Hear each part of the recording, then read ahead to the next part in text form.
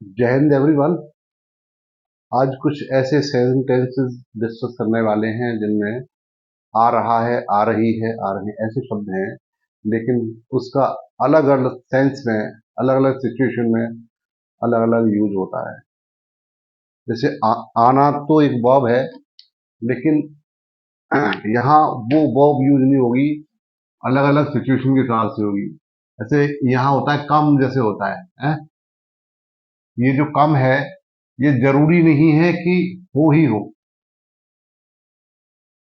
अभी ये जैसे हो गया कमिंग, तो हर सेंटेंस में ऐसा हो, ऐसा पॉसिबल नहीं है। सिचुएशन के हिसाब से इसका अर्थ बदल जाता है, सेंस के हिसाब से। जैसा सेंस होता है वैसे हिसाब से इसको हम चेंज करते हैं। तो ये इसका अलग अलग सेंटेंसेस में अलग अलग स्थिति के अनुसार, सिचुएशंस के हिसाब से होगा। तो आ रहा है? ये सेंटेंस है, फर्स्ट सेंटेंस है, मुझे यह बात समझ में आ रही है। इसको कैसे बनाएंगे? This thing is coming into my mind, ऐसे हुआ? नहीं, ऐसे इसको ऐसे ऐसे लिख सकते हैं कि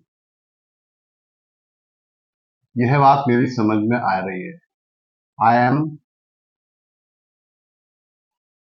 गेटिंग दिस पॉइंट, ऐसे होगा। I am getting this point, यह बात मेरी समझ में आ रही है। अगर हम दूसरे ढंग से बनाएंगे, दूसरे तरीके से बनाएंगे, तो फिर वो ठीक नहीं होगा।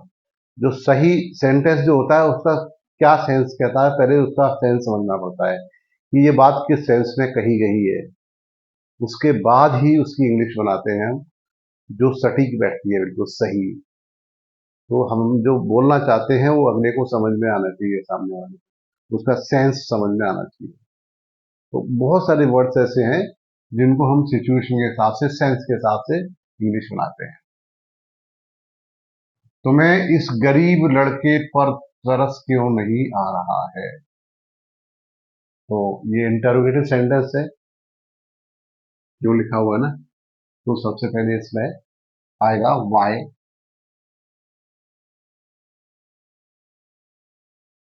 वाई। फिर are you not, why are you not. ये आरा का यहाँ अर्थ ये नहीं हुआ, कमिंग नहीं हुआ यहाँ। ऐसे बहुत से लोग लिख रहे थे कमिंग आएगा, या ऐसे समझने, ऐसा समझना नहीं है इसका सेंस के हिसाब से। तो why are not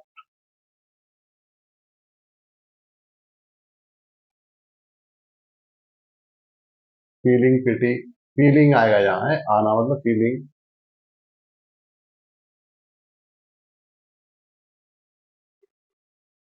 why are you not feeling pity on this poor boy, on this poor boy, poor boy. यहाँ इंटरोगेटिव साइन हो गया। तो why are you not feeling pity on this poor boy, इसका सही sentence ऐसे बनता है। English में जब सेंटेंस लिखते हैं, बोलते हैं, तो उसका सेंस के अनुसार ही उसकी इंग्लिश बनाते हैं। और देखिए ऐसा ही है, आ रहा है, इसमें भी देखो आ रहा है लिखा है, आ रही है, आ रहा है। एक और सेंटेंस है जिसमें आ रहा का यूज हुआ है। तो ऐसे थोड़ी हुआ why the fever is not coming, not coming थोड़ी हो सकता है ना। तो इसका सेंस अलग है। मेरे मित्र को आज बुखार आ रहा है, इसको बनाएंगे मेरे मित्र, my friend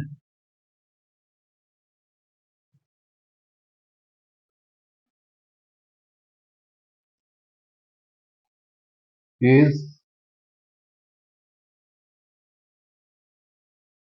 suffering from fever, from fever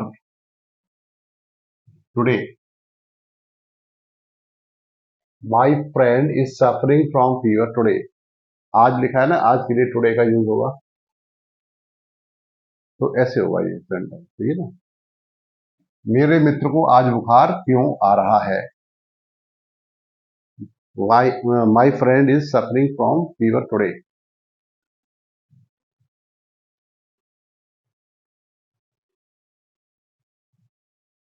एक और सेंटेंस है, मुझे अब तुम पर दया नहीं आ रही है। अब, नाउ, नाउ, अब, आपके लिए नाउ हो गया। Now I am not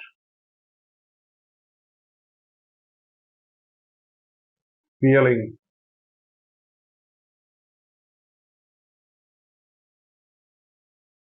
feeling pity on you. Now I am not feeling pity on you. आ रही है मतलब यहाँ फीलिंग हुआ, है ना, यहाँ पे सेंस में दया नहीं आ रही है, तो फीलिंग का यूज हुआ यहाँ पे, नॉट कमिंग, वो नहीं हुआ। वो तो कोई आता है जाता है फिजिकली, उसके लिए वर्ड यूज होता है कमिंग, है ना, गोइंग कमिंग। यहाँ पे फीलिंग ही है, महसूस हो रही है, दया महसूस हो रही, क्योंकि एब्स्ट्रैक्ट नाउन है दया, और एब्स्ट्रैक्ट नाउन ऑलवेज फील होता है ना, तो यहाँ फीलिंग होगा, ठीक है ना। ऐसे ही, क्या तुम्हें इस आदमी पर गुस्सा नहीं आ रहा है? ये भी बहुत इंटरेस्टिंग है सेंटेंस। क्या तुम्हें इस आदमी पर गुस्सा नहीं आ रहा है? ये होगा,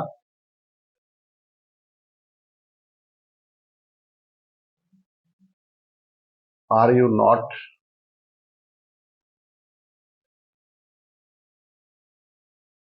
feeling.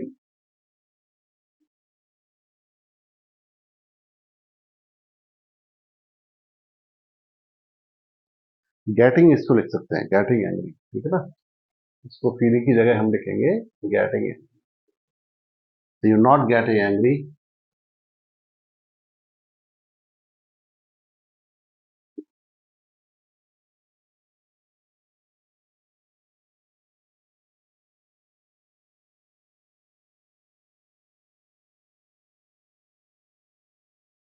On this man. Are you not getting angry on this man? क्या आपको इस आदमी पर गुस्सा नहीं आ रहा है? नेक्स्ट सेंटेंस है, तुम्हारी समझ में क्यों नहीं आ रहा है?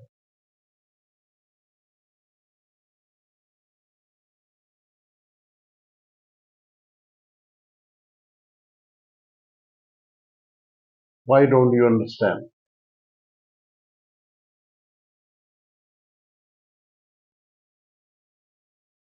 Why don't you understand?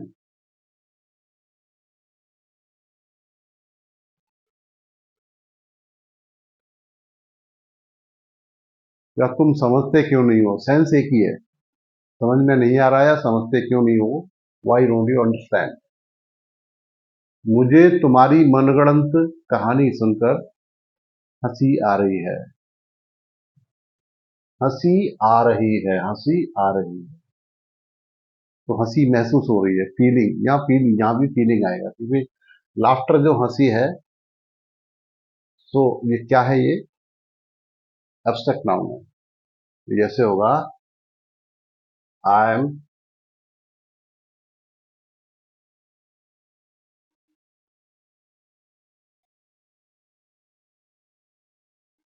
Feeling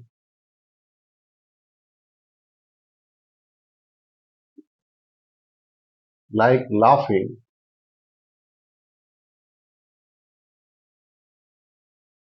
on your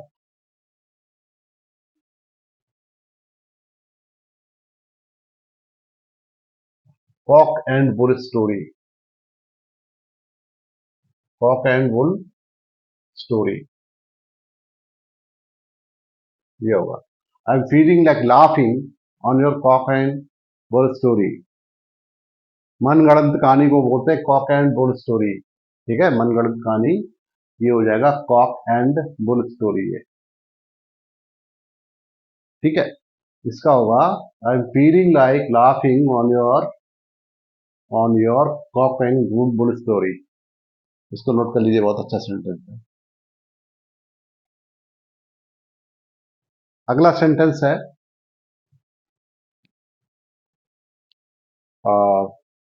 क्या वह आज देहरादून से आ रही है। वह आ रही है, कोई मनुष्य है, व्यक्ति आ रहा है ना, फिजिकली आ रहा है ना वो, तो यहां यूज होगा कमिंग। तो यहां ऐसे इसको लिखेंगे, is she coming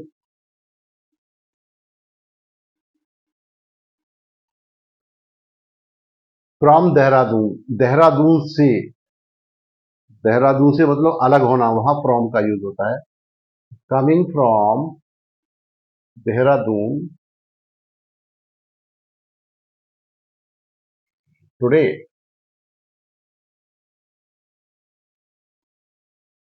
is she coming from Dehradun today, क्या आज जो है देहरादून से आ रही है।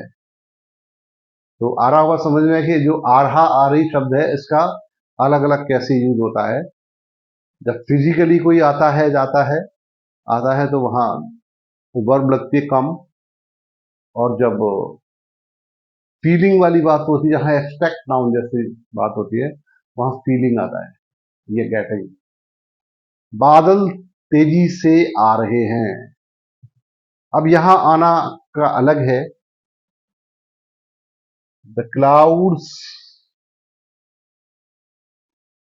बादल, द क्लाउड्स आ रहे हैं, इसको लिखा जाएगा द क्लाउड्स आर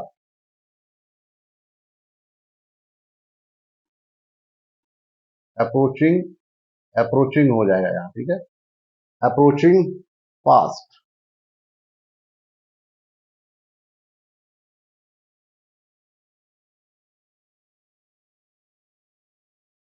फास्ट यहां एडवर्ब है। The clouds are approaching fast. अब अगला सेंटेंस देखिए, मुझे इस समय चक्कर आ रहे हैं। चक्कर आ रहे हैं, अब कोई व्यक्ति थोड़ी आ रहा है, चक्कर आ रहे हैं, फीलिंग हो रही है, चक्कर की फीलिंग हो रही है ना। तो इसका होगा I am feeling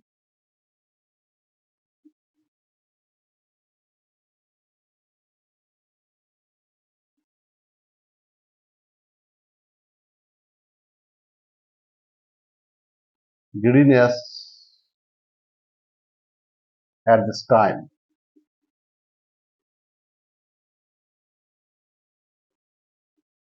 I am feeling giddiness at this time। आप कहां से आ रहे हो, यहां फिजिकली आना है। आप कहां से आ रहे हैं, तो इसका where are you coming from.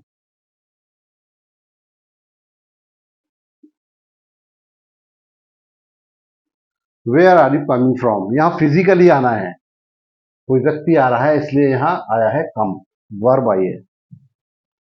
Where are you coming from.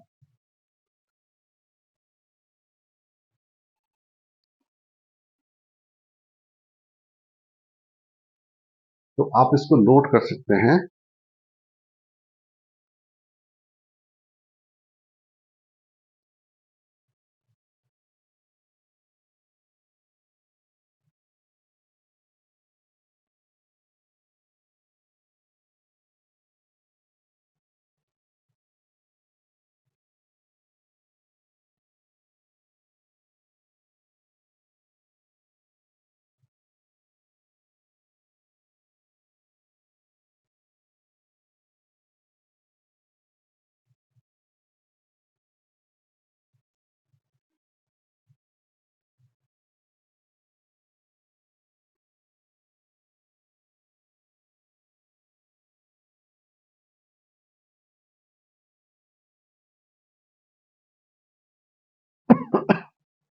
इसको नोट कर लेने से, और बहुत इंपॉर्टेंट है ये,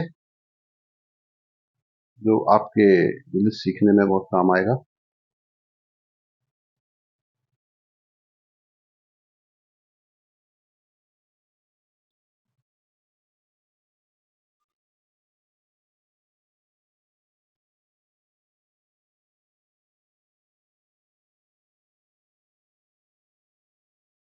चलिए अगला वीडियो फिर नेक्स्ट इसमें आएगा। नेक्स्ट क्लास के लिए रेडी रहिए। अगली क्लास कुछ इम्पोर्टेंट है, वो आपको भेज दिया जाएगा, यूट्यूब पे डाल देंगे poster. Okay, wish you all the best.